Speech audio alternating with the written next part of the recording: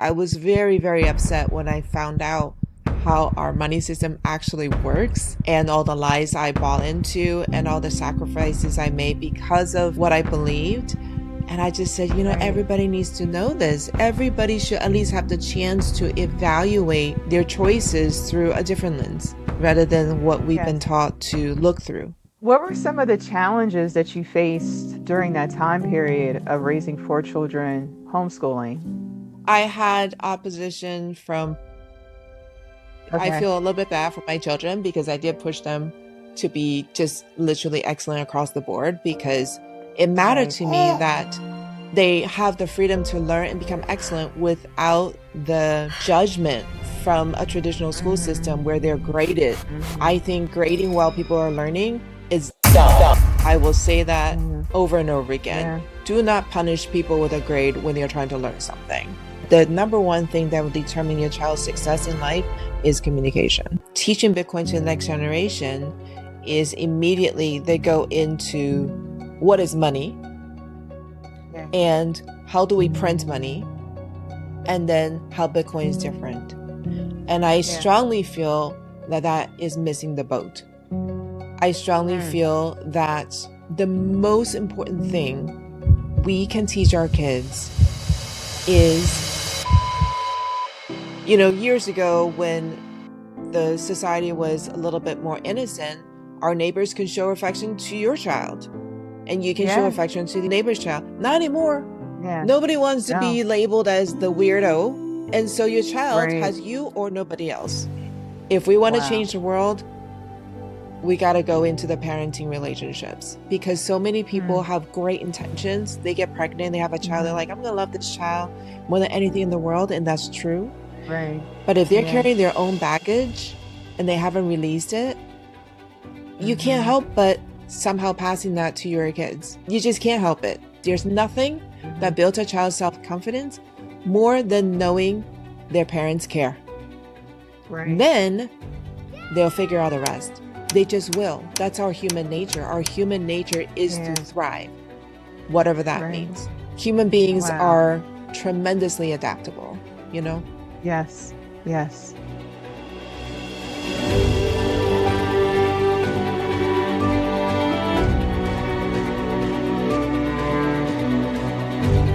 Let me tell you exactly what you'll get if you subscribe to Raising Satoshi. Each video you'll hear from real parents, real educators, not influencers, not experts, just everyday people trying to figure out how to explain Bitcoin to their kids. And the best part of all, we keep it simple. No complicated charts, no confusing language, just real conversations that you can actually understand and use. You'll even walk away with things that you can try at home. How to explain Bitcoin to your kids, how to talk about savings. You also hear the real moments, the funny questions, the confusion, sometimes my daughter interrupting the interview, and of course, the wins. So if you ever thought, am I too late? How do I start? What if I'm still learning myself? Then this is for you. Subscribe to Raising Satoshi, and each video will give you simple, real ways to start building a better financial future for your family. One conversation at a time, one lesson at a time, one sat at a time. Welcome, welcome, welcome to Raising Satoshi. I am so excited to be talking today with Tali Lindberg. Welcome, Tali. Thank you for having me, Tima. Yes. Tali, we kind of know each other from the Orange Hatter group and just Mhm. being former local residents of a certain state. But could you just tell the audience just a little bit about yourself and, who you are? Okay, well, that's a big question. Where should I start? I'll just say I'll start with Orange Hatter. I'm the founder of Orange Hatter, which is a initiative I started first as a podcast and then as a book club to Mhm. gather women together to learn about Bitcoin and discuss really money literacy in general. And we have Mhm. a book club that's been running now for 3 years straight. Um, Mhm. Loving the conversation. I really believe in the fact that women communicate differently. And right now, my focus in work is on helping people overcome anxiety, which you and I can talk about as we go further Sure. into the show. Yeah. And then just in terms of your Bitcoin journey, I know that you were kind of orange pilled at a conference and then now you and your husband have free market kids. Actually, I found you through Orange Hatter, but initially it was my cousin slash brother who met your husband at the Tennessee conference at the Free Market Kids booth. Oh, okay. Yeah. I actually was orange pilled not at a conference. I was orange Okay. pilled by my husband's game. Oh, somewhere I saw online that you know what it was? It was an expert I found in Bitcoin magazine that said that it either used the words after a conference or during the conference. But anyways, I'll send it to you after this interview. Okay. Well, what happened was my husband started hearing more and more podcasters talk about Bitcoin, the episodes that he Right. was listening to, and he started sort of elbowing me. And he said, "Hey, this new thing called Bitcoin, it sounds important. We should probably look into it and understand it." And at the time, we Right. were homeschooling four kids. And so he said, for the sake of our kids, which is always, if you want me to do something or consider something, just use those words and it'll probably work on me. And he said, for the sake of our kids, we should learn this thing about Bitcoin so that we can teach it to them. And at the Right. time, I was trying to graduate for homeschool kids, which involved so Okay. much work on my end. And I said, Right. I don't have time. Can you please stop sending me videos and podcasts and articles and books and all of that? So I'm like, I don't have time. But he was very Yeah. insistent. So as he was trying to explain it to me, he started to create physical representations of Bitcoin in terms of mining and transactions. And Right. eventually, what he used to explain Bitcoin to me, in combination with a book I ended up reading just to appease him, which was Hmm. Bitcoin Hard Money You Can't F With, it Right. just threw me right down the rabbit hole and I've never come out. I just kept going further and further. We're in the rabbit hole. You know what's interesting, I think also too, being the fact that you already came from a homeschool mom of four, you are traditionally what they would be known as a teacher. You know what I mean? So it's like you're a teacher, you're a mom, you're a chef, you're all these different roles. So it's like to now learn something new and be able to kind of grasp that in. I think like with the homeschooling aspect, how was that? How did you kind of bridge those two worlds together? I think it's really interesting you mentioned that in the role of a teacher, we Hmm. sort of come at things from a different perspective because I Hmm. feel like because Scott was trying to teach me Bitcoin, it forced Right. him to do a whole lot more research and it forced him to, I mean, he fell down the rabbit hole very hard. And Yeah. I took credit because he had to teach it to me. And so when I think about all the things that I learned while I was homeschooling my kids, I feel like I got a whole education all over again because it's just different when you're coming from the point of view of a teacher. You learn through different eyes and different lens. So I did end up learning it for the purpose of teaching it to my children. And then, of course, eventually, I just told Scott, I said, everybody should know this. I was very, very upset when I found out how our money system actually works and all the lies I bought into and all the sacrifices I made because of what I believed. And I just said, Right. everybody needs to know this. Everybody should at least have the chance to evaluate their choices through a different lens rather than what we've been Yes. taught to look through. So, Yeah. And you also already kind of started that by making the decision to homeschool four children, which at the time when you were doing that, it wasn't as like, I would say it's becoming more mainstream now, in my opinion. It's not as mhm, taboo as it was mhm, before.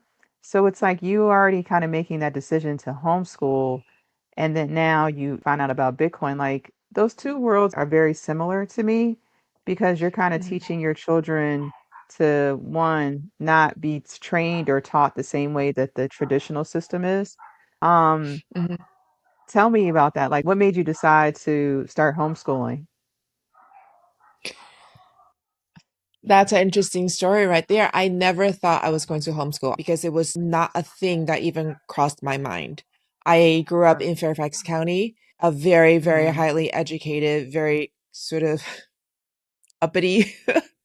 schooling area. Yes. Everybody's very proud of the public school system. I went through Yeah. Thomas Jefferson High School for Science and Technology. I was the second class, and it was never on my radar to try to do anything at home. And I Right. was, let's see, Brianna was Alea was just born, so Brianna would have been like 2 or 3, 2.5. She Okay. was 2.5. I was Mm-hmm. at a play day at a friend's house, and her neighbor came over with her son, who was 9 years old at the time. And she said she Mm-hmm. homeschooled him. He was the only child. And I thought, oh, that's interesting. Were you a teacher? She said, no, but she was able to teach her son to read at 9 months old. Now that intrigued What? me Wow. because academic excellence is something that I pursue very seriously and is very Right. important to me. And so, here I had a newborn, a 1 year and a 2 year Mm-hmm. old, and somebody was telling me that her 9 month old learned how to read. I was like, tell me more. Number one, Wow. how do you know he Right. could read? Right. Number two, how do you teach a baby to read? How is that possible? She goes, Right. well, let me just show you this book.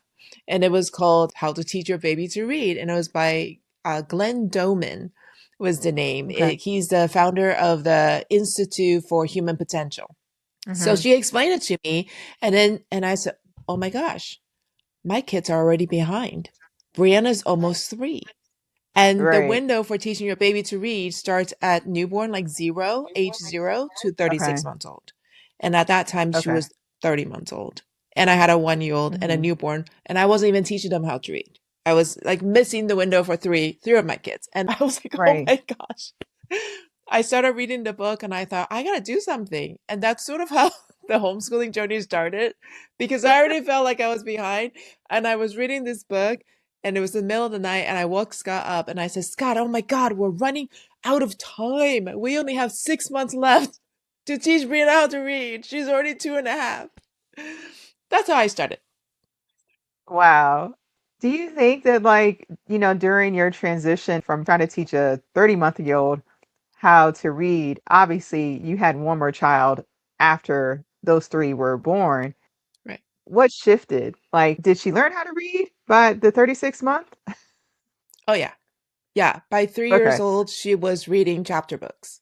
Wow. So when you like doing your homeschooling thing now, you're 4 kids in, what was the biggest thing that you noticed in terms of the developmental phases of your children and just with traditional mainstream society? I'm really glad you asked that question. When she turned Mm-hmm. 3, everybody told Mm-hmm. me that I needed to find a preschool to put Brianna in because socialization was very important. So I went around and I toured, I think, 6 or 7 preschools to pick one for her. And there was Mm-hmm. one that I really liked, and the director was an English woman. So, with her English accent, which made everything sound even more sophisticated, I thought this Mm-hmm. is the one. Yes. This is the one I'm going to bring Brianna to, right? So, like I said at the time, she was already learning how to read and doing really well. I asked her what Right. they do with kids in terms of reading. And Mm-hmm. she said, well, we don't teach our kids how to read because we don't want them to get Right. bored in kindergarten. Mm-hmm. And I thought, that is the worst reason not to teach somebody something I have ever heard, right? Yeah. Because they Yeah.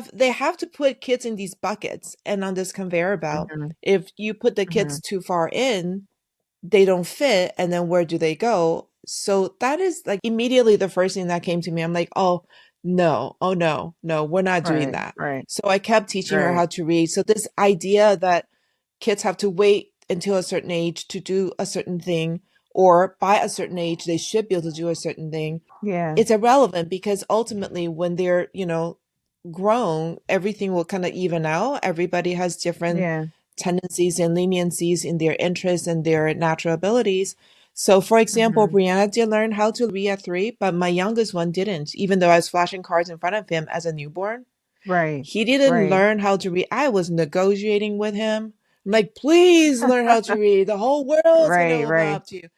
He didn't really Right. start fluently reading until he was 6, but it doesn't matter. Then he Mm. graduated high school and he was Yeah. 13. It let the kids grow the way they're supposed to grow instead of saying, Right. oh, no, we got to squash this bit and bring up this bit. What a waste Yeah. of time and energy, you know? That is. Okay, so obviously there's different challenges and, different hurdles that you have to cross with like in homeschooling and especially with 4 children. What was like the biggest hurdle that you had to understand when Scott was first telling you about Bitcoin? That it was not easily duplicated Mm. because it was digital. Everything Mm, digital somehow can be copied. How can you right, not copy money then? That was my right. biggest hurdle. Yeah. Yeah. Yeah, because it's like that whole, you think about what Bitcoin stands for is like no double spending, but it's like you just Hmm. automatically think something digital can be Hmm. recreated, especially just how it's on a blockchain, right? Like I can see Hmm. that. Do you think in terms of when you were explaining, because now you guys are speaking at conferences, you're fully engaged into the games, you also have Orange Hatter now. Do you think in terms of women and just like the circle of those of who you're around, what do you think is the biggest hurdle for everyday people to understand about Bitcoin? The biggest hurdle for women specifically or for anybody? Right. I would say women and then maybe everyday people, like general public. Right. So I will tell you that locally, I am very active in women networking groups and functions. So literally day in, day out, I'm engaging with women entrepreneurs. Right. And they all know that I'm a Bitcoin educator. And I Mm-hmm. invite all of them to ask me questions. Mm-hmm. However, at least in this group, what I'm observing is because our economy is the way that it is, and there is a Yeah. lot of fear in society right now in all different areas. What Right. I'm observing is that people are just trying to survive. They're trying to grow their business. They're not really Yeah. thinking about learning something that is revolutionary and so Mhm. out of their understanding that Mhm. they would need to invest time to understand and then to utilize is just For sure. beyond their mental energy. They're just Yeah. so burnt out with driving kids from here to here, who's going to pick up who, and then they're Mhm. trying to grow their revenue, they're trying to manage their income, they're trying to manage their Yeah. expenses, which is a very, very big thing. As Mhm. entrepreneurs, the it's highs and lows every day, energetically, like Right. emotionally. And so they just don't have the mental space for it, just Yeah. because it's so Yeah. different. And if they're even remotely curious, they're going to play it safe and do it through their investment vehicle. Mhm. So Mhm. they might buy into like the ETFs or there's Bitcoin stocks, depending on what Right. their Right. investment firm is open to. But that is a very passive thing. To be so Mhm. hands-on is such a challenge for women. Yeah. Yeah, I think so too. In the local Bitcoin group that I'm part of with women, it seems that either you also get like generational differences, right? So it's like maybe someone older than me isn't really trying to take that risk per se, right? But then someone older than me also is at the point where I don't have enough to retire, right? Like my money is gonna be deflated essentially. What I'm retiring on is not going to be what I thought the number was going to be just because of the debasement. Mhm. And then it seems that the 20 Gen Z group, while they're into it, I don't want to say that it's easier to explain. It just seems they understand that the money system is broken, but they also sometimes, not all, but they want quick money. And as you know, Bitcoin isn't quick money. And that's where you get the other crypto and, meme coins that come into play. So overall, I think that people are just like in survival mode right now, it seems.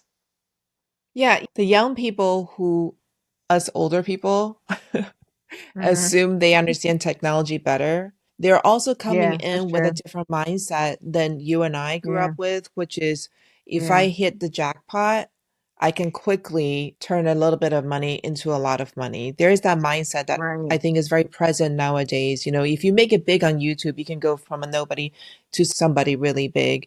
But you and I grew up with That's a true. slower process. So I That's see true. a lot of young people interested in Bitcoin, but for the purpose of get rich quick.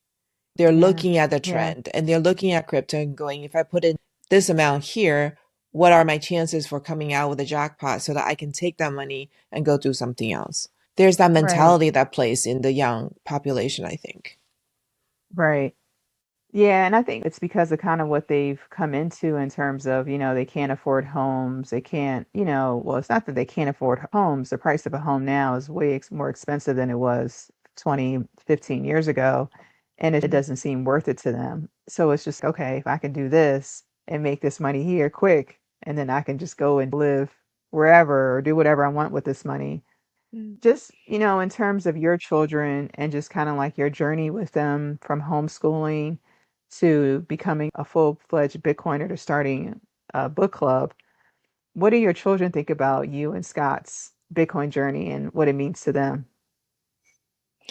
Well, it's interesting you ask that because you would think that both parents being in the Bitcoin space would make them want to Mhm. look into it more. It Right. actually works the other way because young people, young adults especially, they want to make their own way. So I think Yeah. there's resistance from that point of view for sure. But also, what we're fighting against, and I really don't like those two words fighting against, but I'll just use it here because I think it's the easiest way to visualize this, is Hmm. because Scott and I homeschool our kids, because we Hmm. were extremely intentional about teaching them money literacy before Right. Bitcoin, Yeah. Yeah. because I was so insistent on giving them all these books and lectures and experiences having to do with the stock market, the economy, how the accounting works, the whole lemonade stand Hmm. thing, we did that, Yeah. macroeconomics, microeconomics. I was so specific and insistent in them learning those things as they were in their formative years coming up. By the time Scott and I went into Bitcoin, as I mentioned before, they were already graduating. We have set the Right. foundation and we have set it very Yeah. firmly because we care about it so much. So now we changed our mind and they're like, wait, our whole life you've been telling us, Dave Ramsey and Rich Dad Poor Dad and all that stuff. And suddenly you're changing to Yeah. Bitcoin. Like, what is that about? And Right. so Right. two reasons that they're resisting this, right? One is just because they are young adults and they want to do something different than mom and dad. But the second thing is Yeah. they would have to really overcome the stuff that I made sure they had in their brain as a foundation, and we're asking them to turn that upside down. Yeah. So Especially because you yourself have a finance background, I do, yeah. and yeah, Yeah, Scott and I met in business school. We were both finance majors. We have masters in finance. He went into right. consulting. I went to investment banking. Yeah.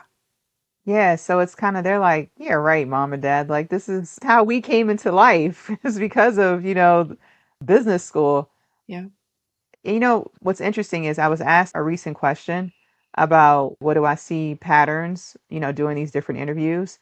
And it's similar in terms of if both parents or if one parent is heavily into Bitcoin and is like a Bitcoin, maxi, whatever you want to say, it seems that if they have children, not so much if the children are young, but like if it's like preteen plus, that they know it. All your children know what Bitcoin is. They know how it works. They probably can explain it better than me, right? But Hmm. it seems that if they're older, they're not as into it as the parent. I just think that's just with anything. I think growing up, things that my mom or dad told me that were important, it's like I knew it, but I didn't really take it into real full heed or consideration until I got a little bit older. Yeah. Yeah, Yeah. absolutely. When I was growing up, I swore up and down that I was never going to go into business for myself because my parents were entrepreneurs. Right. And And here here you I are. am. So, what are you going to say? I don't know. Everybody has their own path to walk. They will find their Yeah. way. And the Yeah. thing is, I feel like it's the mindset that is the most important shift because honestly, Yeah. if we look at Bitcoin as hard money, it is an asset, Mhm. right? And what we want to Right. do is to convert our fiat money into asset, period. The asset can Correct. be a cow that can give you milk. The asset can be chickens that can give you eggs. It could be real estate Right. so you can get passive income. It can be gold, it can be silver, and it can be Bitcoin. So Yeah. is it the absolute only way to go? No. If we're talking Hmm. fundamentally about moving Right. away from fiat money, right? Even Right. going back to bartering system is one way to combat what's happening right now. Yeah. So Yeah.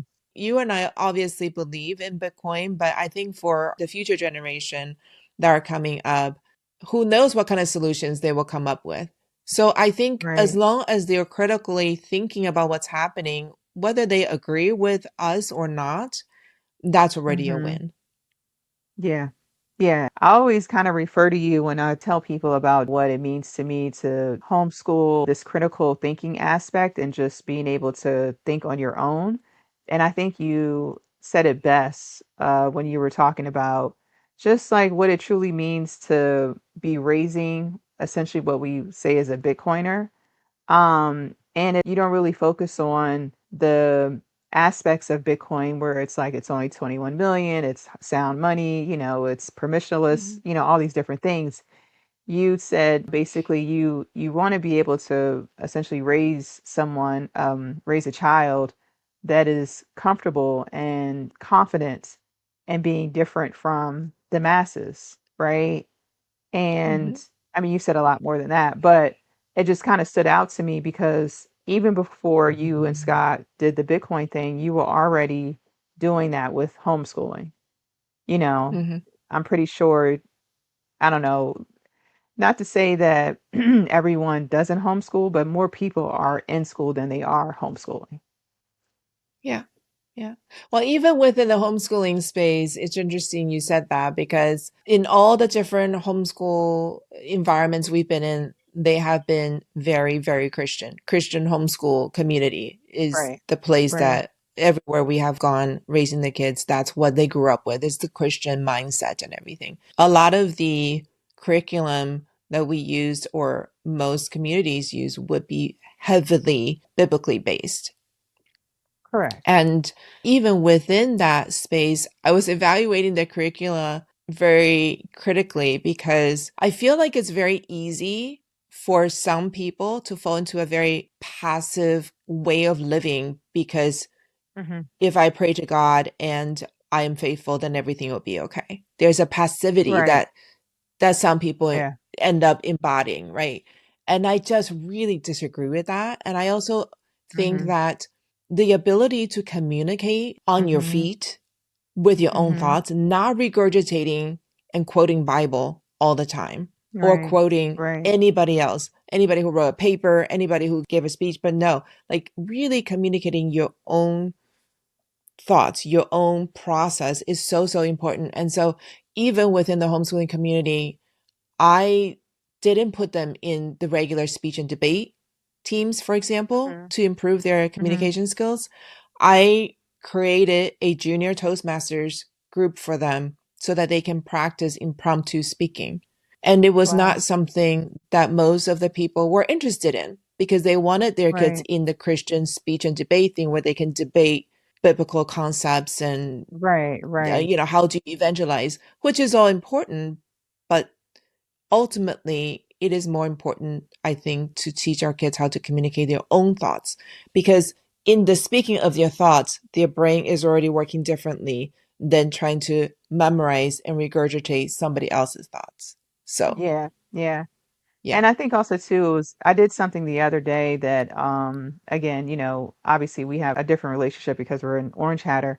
So it's like things that I've heard you say before about things that you did with your children. And it's just like the biggest question I always get is just, oh, her socialization skills. You don't want to put her in school so she can be social. And, we were at a restaurant the other day and I not made her, but I said, give your order to the waiter, right? Tell him what you want to eat. And she did it. And it's like little things like that where, you said social skills are them watching us go to the bank, the grocery store, interacting with other adults. And it's like, I didn't really think about it like that in the beginning, but it's just like they're seeing you socialize versus like when they're in school or they're at a daycare they're not having that interaction. Maybe, and because parents don't want to do that when they get off of work, they're trying to go home. cook dinner, like they're not really seeing that social interaction when they're sitting in a classroom for 8 hours a day. Yeah, yeah, absolutely. And I can always spot a homeschooler in a crowd Hmm. because a homeschooled child is very comfortable speaking to anybody of any age, not just Yes. people their own age. For Yes. example, when my kids were younger, we were part of a karate school.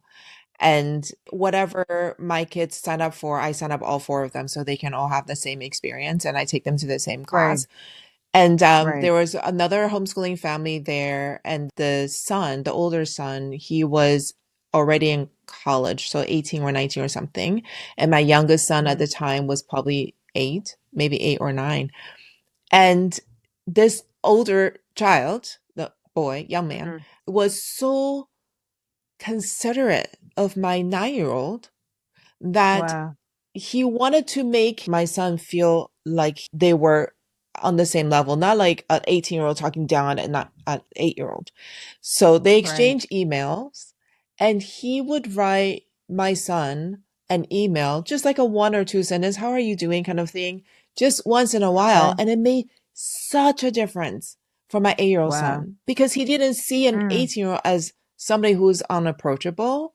That embodies the homeschool philosophy, right? And then the other thing I want to Yeah. talk about socialization is it's so interesting. People think that socialization equals conformity, right? It's socialization is interacting with people. So when my kids were little, one of the books that I had them live out was a book called Rejection Proof. I don't know if you've ever Okay. heard of it. No, Okay, but I'm so definitely this gonna get it guy, now. yeah, look it up. He did a 100-day YouTube challenge for himself because he was very shy and he was Hmm. trying to overcome his fear. So it's 100 Okay. days of making ridiculous requests of people, and then just seeing what they would do. So Okay. it actually, when I think he ended up going on Tonight Show or something like that because it just blew up, right? And then he wrote a book describing Wow. what he did. So I had my kids Hmm. listen to it, and one of the things that he did was he was at Five Brothers Burger Joint. And I don't Hmm. know if you guys have Five Brothers there or not, but it's a really good burger joint. And Hmm. he went up, so the author of this book, Rejection Proof, went up to the guy at the counter after he ate his burger and he said, can I Hmm. have a refill? Because, refill, you get a refill on drinks. Why don't you get a refill on burgers? So it was a joke. It was literally, he didn't take it seriously. He literally just Right. wanted to ask something that was ridiculous and be rejected, rejection proof. Right. So we were at the Five Brothers and my four kids were there. And I said to the girls, I said, hey, go up there and ask for a refill. Just see what the guy would say. And Right. they did. They went up to the They guy and they're did. like, can we have a refill on our burger? And of course, the guy was like, yeah, no, but it doesn't matter. They practiced. Right. Right. It was fine. They got rejected. Okay, we all lived.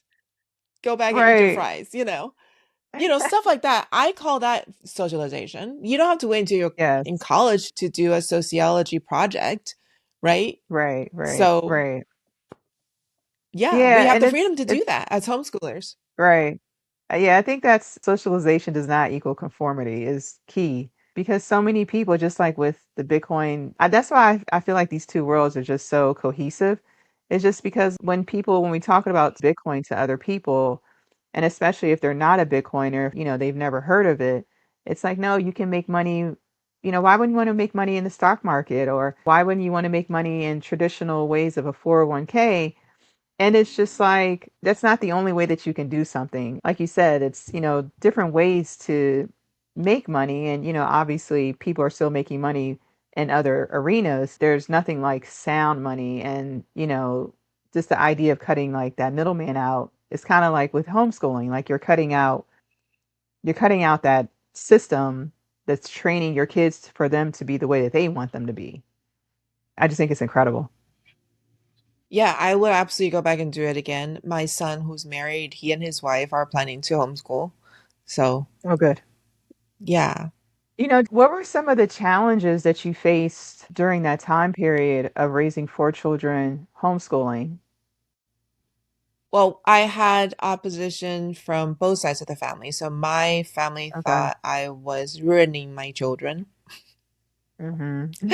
And I was raising them to be country bumpkins because they weren't being forced to compete for awards and things like that, especially coming Right. from Fairfax County. On the Yeah. other side on Scott's side of the family, they thought we were crazy as well. Why would you not go back to Right. work? You just got your master's in finance. Why on earth would you degrade yourself to Yeah. just being a babysitter for your children? You know, Yeah. there's that Right. impression. And they were like, how in the world are they going to go to college if you homeschool them? You're going to ruin them. Number one, you're not Mm, allowing them to compete with anybody, and they're just mm, staying home. And I said, well, you don't know our schedule because we're never home. My kids were in yeah. sports, they were in musical theater, they were in voice, they were in dance, they were in junior ROTC. Mm-hmm. I mean, you name it, they Mm-hmm. were in everywhere we went, we knew people. And Yeah. everywhere we went as a family. There was never any question of, are you going to be able to come? We just all went. It is such a beautiful thing. So Right. the hardest part for me was there was always a part of me that was trying to prove my family's wrong on both sides. Like, oh, they're Mm, going to be academically so excellent. You have no idea. They're going to be able to play five right. different sports, varsity sports and, all they do Right. archery, you name it, they have done it, you know? Like in a way, I Okay. feel a little bit bad for my children because I did push them to be just literally excellent across the board because it mattered Right. to me that they have the freedom to learn and become excellent without the judgment from a traditional school Mm-hmm. system where they're graded. Mm-hmm. I think grading while people are learning is dumb. I will say that Yeah. over and over again. Yeah. Do not punish people with a grade when they're trying to learn something. I never graded my kids, and they are all in their own ways so excellent. Like academically, there's no question. Yeah. There's no question. Right. So yeah, I think that was my biggest challenge was just that my family thought we were crazy. And then you guys started learning about Bitcoin, so they probably are just like, oh, here they go again. Oh yeah. Here Oh they yes. here they Oh go yes. again. Yeah. Yeah. They What do have you come think around though, is I have to say. they have? Okay, good. Good.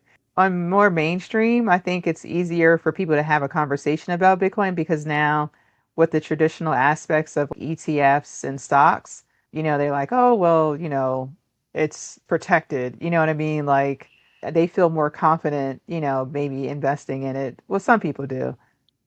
I don't know. Yeah. Yeah. Yeah. It just depends on their mindset and maybe a little bit of their personality, but also just how they were brought up, how Hmm. much personal responsibility they were encouraged to have, or they were Yeah. just encouraged to conform and give their power over to a third party. Yeah. Yeah, that's true. In terms of the conformity part, just with non-conformity associated with homeschooling, what would your advice be to someone like me and others who are in the beginning of the homeschooling kind of phase and just things that we should do or not do, or, just your suggestions that will essentially have these critical thinkers that can conquer the world in that manner? I think that developing their communication skills out loud should be priority number one. When my kids were young, we did the Charlotte Mason method. And Charlotte Mm. Mason really stresses having kids share verbally what they're experiencing, even from the time they're kindergarten or first grade. So, for example, if you read them a passage from a book, you ask them to Right. summarize it back to you because at that age, they're not necessarily writing essays yet, right? 5, 6 years Right. old, 7 years old. But it's important that they Right. don't give you one sentence answers. They give you details because that also trains their brain to recall and then Okay. paraphrase it out of their own mouth. And that processing helps them with retention, right? But also, like I Yeah. mentioned before, it's so, so important to allow kids to explain themselves, ask questions, and Right. answer impromptu ideas. Kind of like in Toastmasters, that's a really big part of Toastmasters is being able to answer impromptu questions. And that forces them Mm. to respond on their feet, even if they have to make up Right. something, because if they remain Right. composed, later on when they do have something important to share, they won't like freak out and not be able to translate Mhm. their thoughts out of their mouth. It's just really great early Right. training. That's what I would focus on. Above and beyond math, unless it's very important to you, history, of course, those are Mhm. all very, very important. But the number one thing that will determine your child's success in life is communication.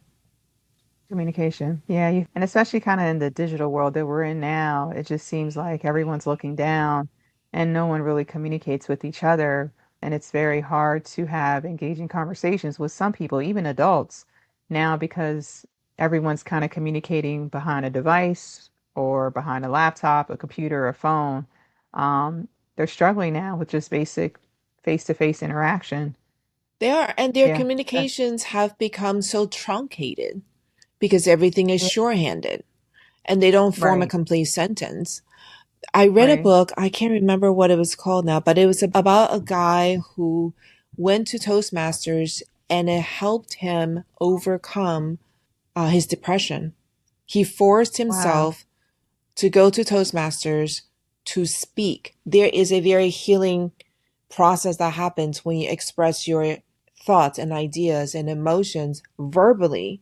And he is now on a mission to share how important public speaking is for mental health. And our Mm. young people today, how often do they have to open their mouth to share their thoughts? Not that often. No. Everything is just like No. chats and DMs and things like that. So, Right. yeah, to answer your question, I just think that that is so key to not have truncated communication, but fully thought out impromptu communication. Yeah. Yeah. Do you also think that when it comes into the Bitcoin space, just like with, I named this Raising Satoshis because essentially I hope, again, kids will be kids and they follow their own path. But I do hope that the principles that I'm trying to teach and just the freedom aspects of what I believe Bitcoin brings that she definitely will take. In terms of the Bitcoin journey, do you think that just with people in general, the communication aspect also plays a factor? Because we've been communicating, especially if you're, our age, and even if you're in your 20s and 30s, you've been communicated your whole life that fiat, go to school, get a job, do all these things that are traditional. It's like Bitcoin comes along and is like, nope, you don't really need to do those things in order to succeed in this life. Do you think that that's a similar aspect of what's important in the Bitcoin space, communication? Just because we've been communicated to about fiat for so long. Mm. In the Bitcoin space, as a parent, I would say the most important thing is the communication between you and your child and making sure that that is Mm. healthy. Because Right. what I hear most about teaching Bitcoin to the next generation is immediately they go into what is money Yeah. and how do we print money and then how Bitcoin is different. And I Yeah. strongly feel that that is missing the boat. I strongly Mm. feel that the most important thing we can teach our kids is that a healthy relationship between parent and child is possible because that is Mm-hmm. their anchor. That is the ground they stand on. That's number one. Hmm. Whatever you Yeah. end up doing, you can be planting flowers, you can be fishing, you can be hunting, doesn't Right. matter. But if Right. you and your child have a open, trusting, healthy communication, which they can stand solidly on, which builds their Mm-hmm. self-confidence. There's nothing Mm-hmm. that builds a child's self-confidence more than knowing their parents care. Right. Then they'll figure out the rest. They just will. That's our human nature. Our human nature is to Yeah. thrive, whatever that Right. means, right? So if they Right. stand solidly on a healthy and strong relationship with their parents, you already have a big win. After Yeah. that, if you want to tell them about money, I would be very careful about how you tell them about money because it touches every Mm-hmm. aspect of society. You and I know that after Mm-hmm. our book club, sometimes, I mean, it's bleak, okay? Yeah. We all Yeah. know that it is bleak, but do we want our kids seeing that yet? I Yeah. remember teaching our kids about safety. There was a video that we had them watch over and over again. It's called Safety Chick.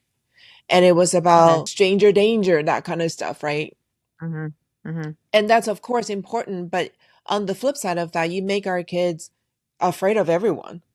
Nobody can approach them, nobody can Right. touch them. Years ago, when the society was a little bit more innocent, our neighbors can show affection to your child, and you can show Yeah. affection to the neighbor's child. Not anymore. Yeah. Nobody wants to No. be labeled as the weirdo. And so your child Right. has you or nobody else, right? Yeah. And so Right. it's so important when we talk about how our money being printed, debasing, all that stuff, that we're not scaring our kids into thinking, all right, that's it. The world is hopeless. Yeah. There's Yeah. no hope for me, except that my parents have Bitcoin or can help me buy Bitcoin. But we can't live on that. Human beings don't live on things that exchange other things for you. I mean, Bitcoin is nothing more than a Mhm. medium of exchange. Just Right. like you can't be Right. comforted by a block of gold sitting in your bed, having Bitcoin Yeah. doesn't comfort you if you think the whole world is going to the dogs. So I think it's Yeah. really, Sure. really important that we don't create anxiety in our kids in our effort to teach them about how important Bitcoin is. Yeah. So those are the two biggest Especially, points I think we had. Mm. yeah, and I think especially being that we're still interacting with those things that we're saying aren't good anymore. Like we're still using the dollar. We're still very much part of our lives, unless you're living on the Bitcoin standard. I know that people do, but it's not the masses, right? So it's just like here But you they are do pay a telling them price like, for it. The yeah, people who are living on the Bitcoin standard, they're paying a huge price for doing that. yeah, that's true. That is true. Sorry, I don't mean to cut you off. No, no, no, no. I'm just saying, like, because it's very easy to go down the doom and gloom of, Hmm. money's bad, the world's ending, where food is trash, there's trails, the air quality, like you can put fear into something without even realizing that you're doing that. I think that's also too kind of like what we've spoken about before with where it's like sometimes when you're in these Bitcoin circles and we're all in Bitcoin circles that sometimes you got to realize that like that's not the rest of the world, as they say, touch grass. But I think also too it's like you have to kind of look outside those circles because that's not mainstream. It's like, and I'm not trying to say to be mainstream, but I think it's just important to realize that hey, there's other things going on. And while we think the Fed is ending and the dollar's going to go away, it's like let's look at the rest of the world and really see what's going on. You can find joy in a lot of things if you're allowed to look for them. So Yeah. Scott and I were at a homeschooling conference 2, 3 weeks ago. He was there, of course, to speak on money literacy, and we brought free Right. market kids there. And Hmm. as expected, very few people were interested, which was Yeah. disappointing. But what was very encouraging for me when I was watching all these people go by, and this is a large homeschooling conference. I mean, 10 to Okay. 15,000 people gathered in a convention hall for Wow. this. What was Okay. very, very encouraging to me, even though most of them were not interested in Bitcoin, was that people came in family units. And I watched all Mm. these young moms with their babies wrapped right on Hmm. their chest. And they're walking around, flipping through books and stuff like that. And I just thought, you know what? Literally, it doesn't matter. As long as you Yeah. feel loved, as long as your family is harmonious and come together and you don't feel like you're Hmm. standing alone fighting your own battles in this world, that is such a gift. So Right. these people, if they never come to Bitcoin, let's say they do suffer in the monetary way, right? Or they have to work their butt off and watch their money debase. Even if that was Hmm. happening to them, if they have a strong family unit, they're gonna be okay. And that was really Yeah, that's encouraging to true. see. Yeah. I think also too, what's also encouraging is the few conferences I've been to. I think as time has gone on, you start to see more people supporting families and you see more families participating in these conferences and meetups. And, there's making it more, I guess, Bitcoin family-ish, where it's just like a lot of times I think that I think I've told you before, I stopped saying that women weren't in Bitcoin, and they are in Bitcoin. It's just their focus may be different, right? They may have to stay at home, they may have to go to work, other engagements. So it's just like I think the more that people encourage and support that type of unit, that family unit, you can get more representation of people that you normally don't see at these different meetups, which in my opinion are women. Yeah, yeah. And going back to what we talked about before, which is this whole thing really hinges on critical thinking. And Right. critical thinking is something I believe human being would do naturally because Hmm. we all have the innate desire to thrive. And we are Yeah. always looking for ways to thrive as long as you feel like you're standing on solid ground. You're going to try to figure it out. And right there, that's critical thinking. Hmm. Hmm. Yeah. So it's just like I think overall, just with your journey and just like from homeschooling to free market kids to Orange Hatter, now you're focusing a lot more on, anxiety and I would say kind of not so much the mind, but just that aspect of your life. Can you share just a little bit about that? Because that's a newer thing for you. Yeah, so I'm doing two things. One is I'm doing more public speaking on the hidden costs of anxiety. And Okay. the other is I do take on one-on-one coaching clients to get them over specific anxiety areas like fear of speaking or fear of flying or fear Hmm. of not being able to sleep, insomnia, basically. And Right. I feel very, very strongly. This is why I keep going back to the family relationship because every Okay. single time, every single person I talk to who says, I'm anxious about this, I know exactly when it started. It was when the plane was in turbulence or when somebody laughed at me when I was in third grade and I was giving my book a report. It never is. It never Mm. is the source. It always goes back to childhood. Always. Really? If we want to Wow. change the world, we got to go into the parenting relationships because so many people Mm. have great intentions. They get pregnant, they have a child, they're Hmm. like, I'm going to love this child more than anything in the world. And that's true. Right. But if they're Yeah. carrying their own baggage and they haven't released it, you can't Hmm. help but somehow passing that to your kids. You just can't help it. It does. But if you were to release your baggage or emotional memory, let's just say, let's not call it baggage, let's call it Hmm. emotional memory, Hmm. and Hmm. you focus on having a healthy relationship with your child where you both feel loved and respected, there is nothing our next generation cannot solve, even by Mm. themselves. Mm. Human beings Wow. are tremendously adaptable, you know? Yes. Yes. Wow, that's incredible. So literally, it goes back to childhood. That's why that foundation, and that's another thing you said too when we were talking about just like what it means, is you talked about the foundation. I think that foundation is just what you're referring to now is that relationship between the parent and the child, right? Like the Hmm. Hmm. communication, the ability to critically think. Sometimes some people may associate love with what you do in terms of monetary or what you're giving. But then it's also, are you easy to talk to? Do you listen? Are you actively engaged in my conversation? Do you care about what's going on with me? So yeah, that's Do you incredible. care That's about really how neat. I feel? Yeah. Do you Yeah. care about how I feel? I would say number one. Because you and I, of Mm. course, we're homeschoolers. And so we give a lot of Yeah. time to our kids, time and attention. Right. Some people, they Right. don't have that luxury. They have to work. Both parents have to Correct. work. It's not a certain amount of time or attention you must give to your child. It's that your child feels seen and cared Mm-hmm. for, and not in a materialistic way, like you said about presents or vacations or Right. cars or whatever. It's more like, do they care how I feel? And do they validate Mm-hmm. my experience? Or do they say, like, for example, if a 3-year-old dropped his sippy cup and was crying and throwing up and goes, now I can't drink it because it touched the floor. And the parents are like, Mm-hmm. oh no, honey, it's fine, it's fine. And you just try to appease them, right? Because they're Right. screaming and you're like, it's fine, it's fine.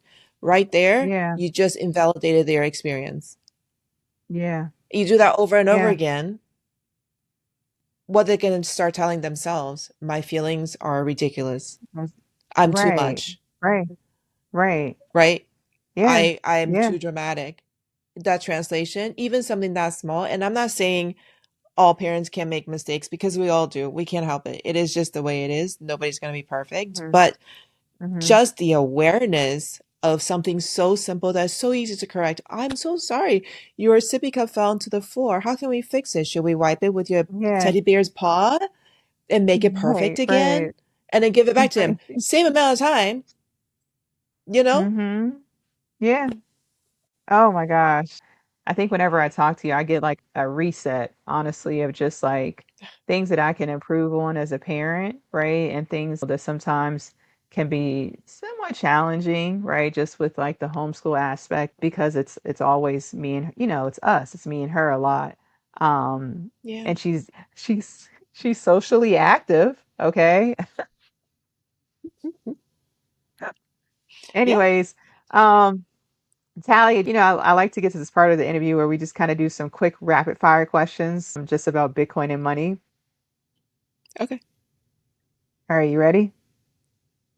I'm ready. All right. It's really simple. In your own words, how would you describe Bitcoin in 3 words? Digital hard asset. Love it.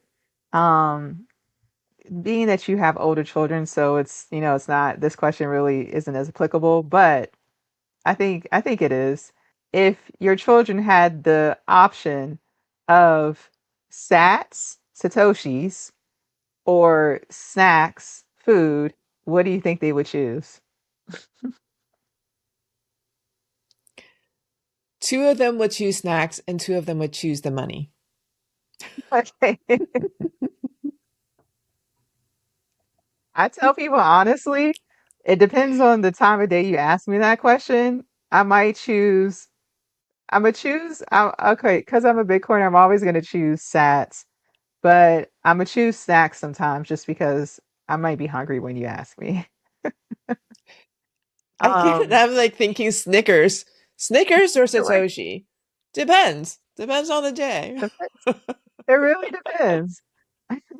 Sometimes I ask, like, and again, your children are older, but if you can remember just a moment that was like just stood out to you when it came to just, you spent a lot of time talking about traditional finance and just, when you were raising your children, what do you recall as the funniest moment with any of them when it came to a question about money? Well, this is not actually money because the kids were really little, but my youngest Okay. son, well, Scott likes to give out brownie points, right? So we Okay. we don't like keep track of money on paper because I didn't pay them for chores. I feel like that's a family responsibility. I don't get paid to do Right. chores. You don't get paid to do chores, right? Right. So he would do Exactly. something good and Scott would be like, "You get 10,000 brownie points." And then he'll be like, "Yay!" And then he's jumping up and down like he's so excited. Nothing's exchanged, nothing is transacted. Just like you get 10,000 brownie points. And I just always remember how excited he would get. And I'm like at him like, literally it means nothing except dad's very proud of you. But yes, but he would get so That's excited. He would really cute literally be though. jumping up and down. Yeah. Oh, that's so cute. And then the last question is, being that you have 4 children, so what do you think that if they had the chance, the opportunity to hodl something, what do you think that they would hodl for 10 years? As they are right now, you mean? At their Yeah, age? yeah, at their age now. Huddle for 10 years. They would, I think a couple of them would do Bitcoin. Okay. A couple of them, what would they hodl? That's a great question. One is going for real estate, so he'll probably hodl the real estate. Okay. The other one, hodl for 10 years. Um, the other one, I'm not sure. I'm not sure. I think he'll probably go Yeah, for Bitcoin as well. Yeah.